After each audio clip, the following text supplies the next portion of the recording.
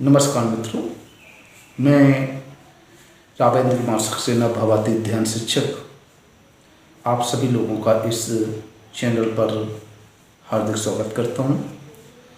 और आज इस वीडियो में हम एक प्रकार का चिंतन करेंगे और उस चिंतन में हमारी जो भारतीय सभ्यता है, भारतीय संस्कार हैं और कर्म करने को लेकर इसमें हम थोड़ा सा चर्चा करेंगे, चिंतन करेंगे। और चिंतन अगर व्यक्ति करता है तो बड़ी से बड़ी समस्याओं का वो निदान कर सकता है। और चिंता करने से कोई भी हमें किसी भी समस्या का निदान प्राप्त नहीं हो सकता। तो इस वीडियो में हम सबसे पहले अपनी भारतीय संस्कृति, भारतीय सभ्यता की बात करते हैं और धीरे धीरे जब बात शुरू होगी तो उसमें सारे सब्जेक्ट, सारे प्रकार की पहलुओं पर, बिंदुओं पर हम चर्चा करते चले जाएंगे। हमारी जो भारतीय सभ्यता है, भारतीय संस्कृति है, वो लो क्यों हो रही है? हमारी जो संस्कृति है वो लगातार कम होती चली जा रही है। लोगों के अंदर जो सभ्यता है वो सभ्यताएं ही नहीं रह गई।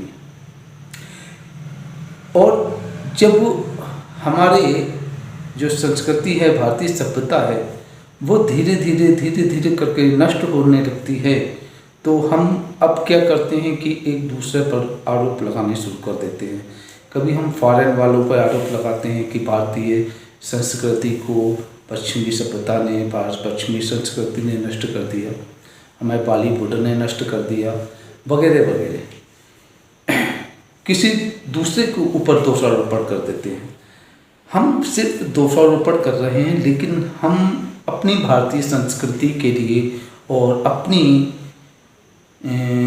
भारतीय सभ्यता के लिए हम क्या कर रहे हैं इस पर हम गौर नहीं करते।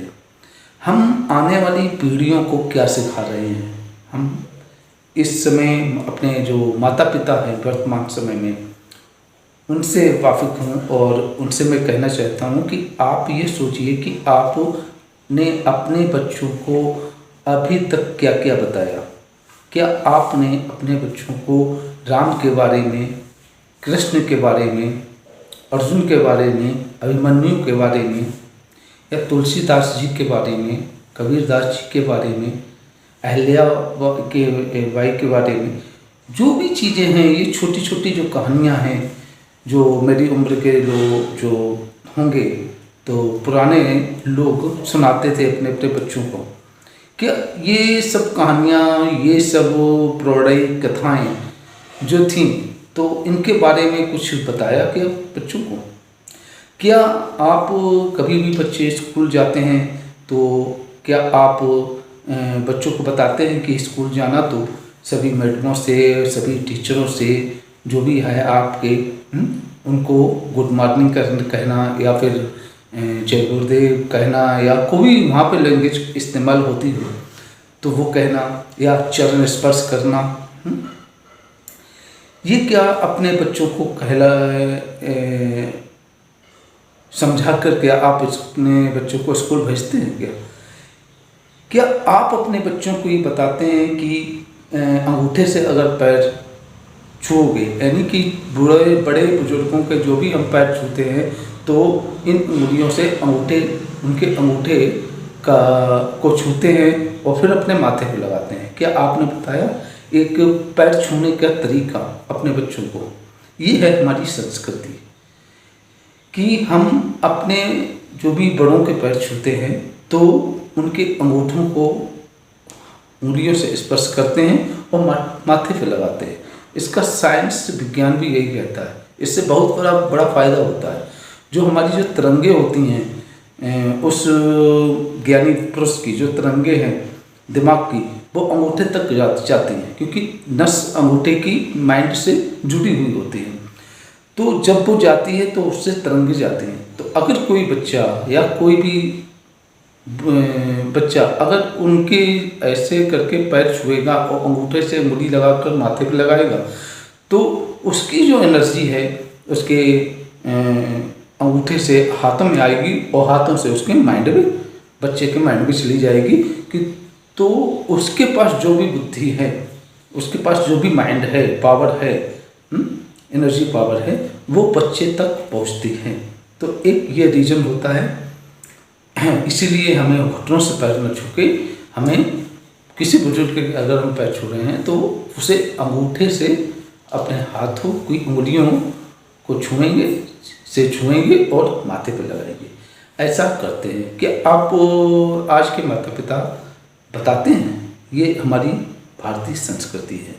और भी कई भारतीय संस्कृति के कोई वीडियो यूट्यूब पे पड़े हुए हैं, हमारे हमसे बड़े बड़े ज्ञानी, बड़े बड़े महापुरुष जो रहे हैं, उनके वीडियो पड़े हैं, स्वामी विवेकानंद के वीडियो पड़े हैं। इन सब चीज़ों का ज्ञान लेकर अगर हम बच्चों को ज्ञान दें तो मैं ये समझता हूँ कि हमारी भारतीय संस्कृति जो है वो कहीं ना कहीं बच सकती है। हम किसी के ऊपर दोषारोपण करने से हमारी भारतीय संस्कृति नहीं बचेगी। हम दोषारोपण करते चले जाएंगे और आने वाली पीढ़ियों के लिए हम कुछ भी उनको नहीं सिखाएंगे। जब आने वाली पीढ़ी को हम बिल्कुल नहीं सिखा रहे हैं तो वो अपनी पीढ़ी को क्या सिखाएंगे, क्योंकि उनके माता पिता ने उनको कुछ सिखाया ही नहीं, तो वो अपने बच्चों को कुछ भी नहीं सिखा पाएंगे क्योंकि उन्होंने कुछ सीखा ही नहीं। तो धीरे धीरे पीढ़ी दर पीढ़ी अगर ऐसा चलता रहेगा तो हमारी भारतीय संस्कृति नष्ट होने के कगार पर आ जाएगी और फिर वही हाल होगा जो हमारा जो वैदिक धर्म था, हमारा जो सनातन धर्म था, जब बिल्कुल ख़त्म होने के कगार पर आ गया था तो आदि शंकराचार्य जी आए, भगवान आदि शंकराचार्य जी, और फिर उन्होंने पूरे देश में घूम घूम कर प्रचार किया सनातन धर्म का और फिर 4 पीठों की स्थापना की। फिर हमारा धर्म जिंदा हुआ।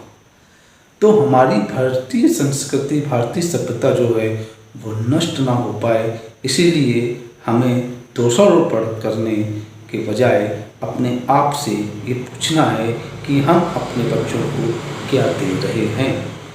क्या हम अपने बच्चों को वो ज्ञान दे रहे हैं? क्या हम अपने बच्चों को ध्रुव की कहानी बता रहे हैं, प्रहलाद की कहानियों को एक कहानी बता रहे हैं?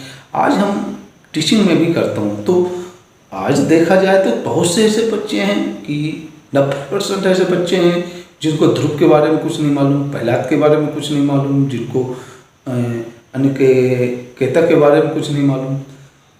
ऐसे जो कहानियाँ थी वो मेरी कहानियाँ सब खत्म होने के कगार हो आ गई। लड़की जो गर्ल्स हैं उनको सती सावित्री के बारे में कुछ नहीं मालूम, अहिल्याबाई के बारे में कुछ नहीं मालूम, सती अनुसुईया के बारे में कुछ नहीं मालूम। तो ये इनके बारे में जानकारी हमको अपने बच्चों को देनी है ताकि वो जो बच्चे हैं ये सब जानकारी प्राप्त करके अच्छे काम करें। अब हम यहाँ पे आ जाते हैं कर्म से। कर्म हमारे तब बनते हैं, अच्छे कर्म हमारे तब बनेंगे जब हमारे पास अच्छा ज्ञान होगा। तो शुरुआत में ही 4-5 साल का बच्चा है आपका, तो शुरुआत में ही उसको राम के बारे में बताइए, राम की ये बचपन के बारे में बताइए, राम ने बचपन में क्या क्या किया वो बताइए, कृष्ण ने बचपन में क्या क्या किया वो बताइए। और कृष्ण फिर बाद में आप ध्रुव के बारे में बताइए, प्रहलाद के बारे में बताइए। ये सब पूरी जानकारी लोग उनको दीजिए। महात्मा गांधी क्या थे, स्वामी विवेकानंद क्या थे, और तुम्हारा और भी बहुत से ऐसे भगत सिंह जी हैं, सुखदेव जी हैं, ये कौन थे, क्या नहीं थे, ये सब जानकारी आपको देनी होगी अपने बच्चों को। तो उनके पास जो जानकारी होगी फिर बड़े होकर जो 9 साल के, 10 साल के, 12 साल के होंगे तो उसी जानकारी के अनुसार ही वो अपने काम करेंगे, कर्म करेंगे। तो जो अगर गलत जानकारी उनके पास आए तो बच्चा गलत काम करेगा, चाहे कोई भी हो। मेरे पास अगर गलत जानकारी है किसी चीज़ की तो मैं गलत ही काम करूँगा, अच्छा कर ही नहीं सकता हूँ। तो ठीक उसी प्रकार से जब हमारे बच्चे के अंदर हम ज्ञान की प्रवर्धक बातें नहीं डालेंगे दिमाग में शुरुआत से ही 4, 5, 6, 7, 8, 9, 10 यानी 10 साल यानी 5 साल तक आपके बच्चे को आपको ज्ञानवर्धक बातें बतानी हैं, कहानियाँ बतानी हैं, पौराणिक कथाएँ बतानी है, रामकृष्ण के बारे में बताना है, पूजा क्यों होती है, घंटी क्यों बजाई जाती है, वगैरह वगैरह करके सारी जानकारी आप दीजिए। और बड़ों के बारे में बताइए कि गुरुजनों का आदर कीजिए, गुरुजनों की आज्ञा का पालन कीजिए, अपनी टीचर की आज्ञा का पालन कीजिए, वो जो कहें वो अच्छे के लिए बताती हैं, वगैरह वगैरह। ये सब बातें बतानी चाहिए, बच्चों को समझाते रहना चाहिए धीरे धीरे करके, क्योंकि बच्चे हमसे ज़्यादा सीखना चाहते हैं। जो 4-5 साल तक का बच्चा होता है, किसी भी साइंस वाले से पूछ लेना या डॉक्टर से पूछ लेना, उसके अंदर सीखने की क्षमता हम लोगों से ज़्यादा होती है बच्चे के अंदर। तो वो बहुत जल्दी बहुत कुछ सीखना चाहता है, तो उससे वो चीज़ सिखाइए जो वो अच्छी चीज़ें हों। तो गलत चीज़ें आएंगी उसके सामने तो वो गलत चीज़ें बहुत जल्दी सीख जाएगा, अच्छी चीज़ें और जानकारियाँ उसके सामने आएंगी तो अच्छी चीज़ें बहुत जल्दी सीख जाएगा। तो हमें शुरुआत में बच्चों को अच्छी जानकारियाँ देनी है, ज्ञानवर्धक चीज़ें देनी है, तभी हमारी आने वाली पीढ़ी अच्छी बनेगी। तो ये कर्म पे आ गया। तो कर्म हमारा क्या है कि जैसी हमारी जानकारी होगी, बड़े होकर हमारा बच्चा वैसे ही कर्म करेगा। अब कर्म क्या है? कर्म परमपिता परमात्मा कभी ये नहीं कहता है कि गलत कर्म करो, कभी नहीं कहता, ना वो किसी से करवाता है। अगर आपने किसी मंदिर में जाकर भगवान से प्रार्थना की कि भगवान हमको ये समस्या है मेरी और ये समस्या को सॉल्व कर दीजिए मेरा, तो भगवान समझ लीजिए कि आ गए। किसके रूप में आएंगे? आपके समाज के किसी व्यक्ति के रूप में आ जाएंगे, आपके अड़ोसी पड़ोसी के रूप में आ जाएंगे, आपके कोई रिश्तेदार के रूप में आ जाएंगे। तो भगवान ये काम करवाएगा, किससे करवाता है? भगवान खुद काम नहीं करता, वो करवाएगा किससे? मदद आपकी किससे करवाएगा? आपके ही यानी कि मनुष्य से। कोई मनुष्य ऐसा आएगा जो आपकी प्रॉब्लम को सॉल्व कर देगा। तो करवाया किसने? भगवान ने, परमपिता परमात्मा ने करवाया काम। कैसा काम करवाया? एक अच्छा काम करवाया, पुण्य का काम करवाया। गलत काम परमपिता परमात्मा कभी करवाता ही नहीं किसी से भी, ना हमसे करवाता है, ना उनसे करवाता है, ना उनसे करवाता है। गलत काम हम स्वयं करते हैं। वो कब करते हैं? जब हम तनाव में होते हैं, जब हम परेशान होते हैं, तनाव में होते हैं, कुछ अच्छा सोच ही नहीं पाते हैं।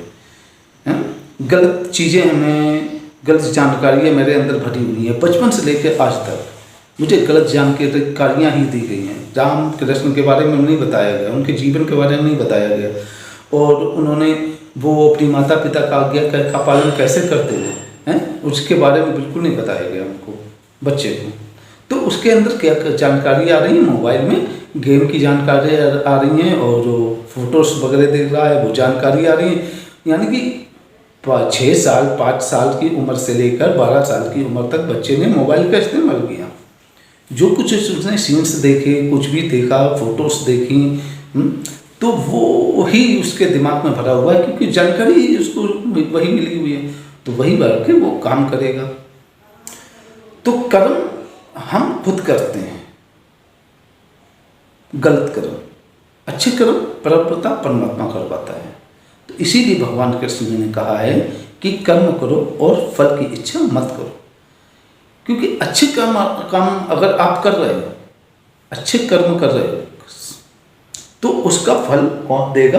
आपका परमपिता परमात्मा। और वो कितना फल देगा ये उसके ऊपर है। वो ज़्यादा से ज़्यादा देने की कोशिश करेगा, कम नहीं देगा। वो सोचेगा कि मैं हूँ, तुमको सिर्फ काम करना है। कृष्ण भगवान ने यही कहा है, कर्म करो फल की इच्छा मत करो। फल तो मैं दूंगा ही दूंगा, फल को लिए फल देने के लिए मैं बैठा हूँ।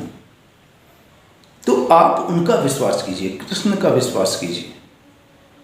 कृष्ण का विश्वास कीजिए उनका, कि उन्होंने यही कहा है कि आप सिर्फ कर्म कीजिए, कर्म कौन से कीजिए, अच्छे कर्म कीजिए, क्योंकि भगवान को अच्छे कर्म पसंद है।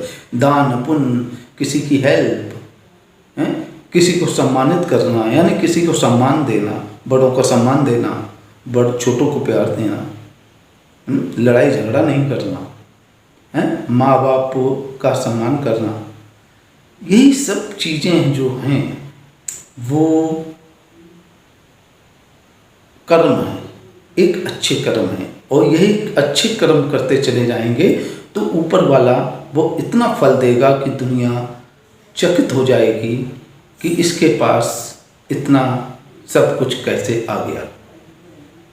दुनिया चकित हो जाएगी, क्योंकि वो सर्वशक्तिमान है, सब पे बड़ा रईस, सब पे बड़ा धनवान, सब कुछ वही है। और सब कुछ जानते हुए भी हम परेशान रहते हैं, यही मेरी अज्ञानता है। अगर थाली मेरे सामने रखी हुई है और फिर भी हम भूखे रह जाते हैं, तो इसका मतलब है कि हम अज्ञान के अंधकार में डूबे हुए। जानते हैं कि ये चीज़ जो है परमपिता परमात्मा है, लेकिन हम उसको देख नहीं पा रहे हैं। क्यों नहीं देख पा रहे हैं? क्योंकि हमारी नज़रों के सामने पर्दा पड़ा हुआ है, और वो पर्दा धीरे धीरे करके जब हटता है तो हमें सब कुछ दिखाई देने लगता है। जीवन बहुत सरल है, इतना सरल है, इतना सरल है कि आप सोच भी नहीं सकते, लेकिन उसको सरल बनाना पड़ता है धीरे धीरे करके। और सरल कृष्ण जी ने कह दिया है एक शब्द केवल, कर्म करो, फल की इच्छा मत करो। फल देने के लिए हम बैठे हैं, लेकिन हमने कठिन इसलिए बना लिया क्योंकि हम कर्म कर रहे हैं। कर्म करने से पहले हम फल जान लेना चाहते हैं कि हमें फल क्या मिलेगा। बस यहीं से हमारा संघर्ष शुरू हो जाता है। कर्म करने से पहले ही हमको फल के जानने की इच्छा उत्पन्न हो जाती है कि इसका हमें फल क्या मिलेगा। तो फल तो ऊपर वाला देगा ना। तो कृष्ण की बातों को हम इग्नोर करते हैं, कृष्ण की बातों को एक तरफ रख देते हैं और हम फल को जानने की चेष्टा सब पहले करने लगते हैं। और जब हमको फल के बारे में पता नहीं चलता है तो हम उस काम को करते ही नहीं हैं, और गलत काम को हम क्या करते हैं, वो करने लगते हैं, क्योंकि वो हमको सरल मालूम पड़ता है, क्योंकि उसका फल हमें दिखाई देता है कि गलत काम करेंगे तो हमें इतना फल मिल जाएगा, यानी इतने रुपए हमको मिल जाएंगे। गलत काम में, निगेटिव काम में फल आपको दिखाई देगा, लेकिन पॉजिटिव काम में हमें फल नहीं दिखाई देगा। वो क्यों नहीं दिखाई देगा? कि जिस प्रकार से हमें परमपिता परमात्मा नहीं दिखाई देता, उसी प्रकार से सत्य कर्म का हमें फल नहीं दिखाई देता। लेकिन जो नहीं दिखाई देता वो इतना विशाल होता है, इतना बड़ा होता है कि जब वो ऊपर वाला देता है तो दुनिया देखती रह जाती है। तो अपने बच्चों को अच्छे संस्कार दीजिए शुरुआत से ही। और अगर शुरुआत से अगर हम अपने बच्चों को अच्छे संस्कार नहीं दे पाए तो जो माता पिता, एक बात कहना चाहूँगा कि जो माता पिता नहीं जानते हैं तो वो यूट्यूब पर सर्च करके जानकारियाँ इकट्ठी करें बच्चों को बताने के लिए।